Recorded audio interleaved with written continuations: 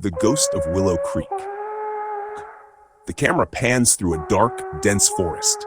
The wind howls through the twisted branches of ancient trees, creating an eerie symphony of rustling leaves and distant, unidentifiable whispers.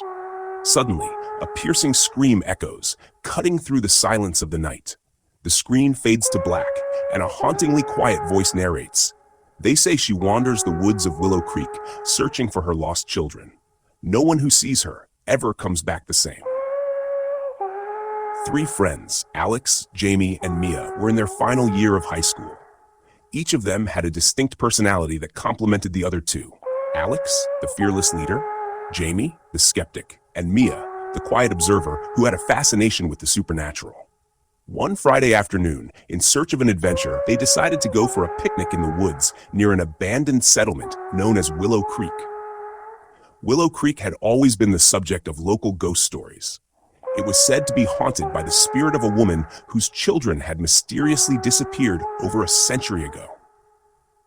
Overcome with grief, she wandered into the forest one night and was never seen again. Since then, people have claimed to see her, dressed in white, her eyes hollow, and her face etched with sorrow, searching for her lost children. The three friends weren't afraid of ghost stories. They laughed at the tales as they packed their picnic baskets, joking about how they'd find the ghostly woman and ask her to join them for lunch. The day was bright, the sun streaming through the leaves as they ventured deeper into the woods. They found a clearing near a small overgrown pond, set down their blankets, and began to relax. For a while, everything seemed perfect. Birds chirped, the breeze was cool, and they laughed as they told stories of their own. But as the sun dipped lower in the sky, a heavy, unnatural fog began to roll in, enveloping the forest around them. "Maybe we should head back," Mia suggested, her voice tinged with unease. She had always been sensitive to the atmosphere around her, and something about this fog didn't feel right. "Relax, it's just a little mist," Alex scoffed. "We've got plenty of time before it gets dark." But as they continued to joke, the air grew colder, and an eerie silence fell over the forest. The sounds of the birds vanished, and the only thing they could hear was the crunch of leaves beneath their feet and the occasional creak of branches overhead. Jamie, who had been skeptical all along, started to feel a chill that had nothing to do with the temperature. "All right, maybe Mia's right. This place is getting kind of weird." Then, without warning, they heard it, a soft, mournful cry coming from deeper within the woods. It was a woman's voice, filled with a sadness that seemed to seep into their bones.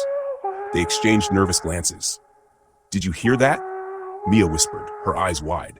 "It's probably just the wind," Alex insisted, though his bravado was starting to crack. But the crying grew louder, closer. Mia turned toward the direction of the sound. "We need to go. Now." As they hurriedly packed up their things, the fog thickened, becoming almost suffocating. They could barely see a few feet in front of them. Suddenly, Jamie gasped and pointed ahead. "Look!" Through the mist, a figure emerged, a woman in a tattered white dress, her long hair hanging in wet, tangled strands over her face. She moved slowly, her feet seemingly gliding over the ground. The friends froze, unable to look away. The woman's face was pale, almost translucent, with hollow, sunken eyes that seemed to stare straight through them. "She's real," Jamie whispered, his skepticism now replaced with terror. The ghostly woman let out another mournful wail, this time filled with a desperate longing. She stretched out her arms as if reaching for something, or someone. Mia, unable to move, could feel the woman's sorrow, almost as if it were her own. She grabbed Alex's arm. "We have to go!" They turned and ran, their footsteps pounding against the forest floor. But no matter how fast they ran, the fog seemed to follow them, and with it the wailing cries of the ghostly woman. Then, in their panic, Alex tripped over a gnarled root, sending him crashing to the ground. Jamie and Mia skidded to a stop to help him up, but the woman was closer now, her cries turning into a low, guttural growl. "We can't stop!" Jamie yelled, pulling Alex to his feet. But it was too late. The ghostly woman was right in front of them now, her face twisted in anguish. She opened her mouth, but instead of words, a deafening scream erupted, making the air around them vibrate with a bone-chilling force. The friends clamped their hands over their ears, their eyes squeezed shut, but the sound drilled into their skulls, a primal, unearthly howl. Suddenly, everything went quiet. The fog began to lift, and when they opened their eyes, the woman was gone. The woods seemed normal again, but the friends knew better. They could feel it. Their lives had changed forever. They stumbled back to their car, hearts racing, barely speaking a word. As they drove away, the once friendly woods now seemed like a place of nightmares. Each of them could still hear the woman's mournful wail echoing in their minds, a reminder that some things should never be disturbed. That night, none of them could sleep. Whenever they closed their eyes, they saw her face, those hollow, sorrowful eyes, searching for something she could never find. And they knew, deep down, that they had brought something back with them from Willow Creek, something that would never let them go.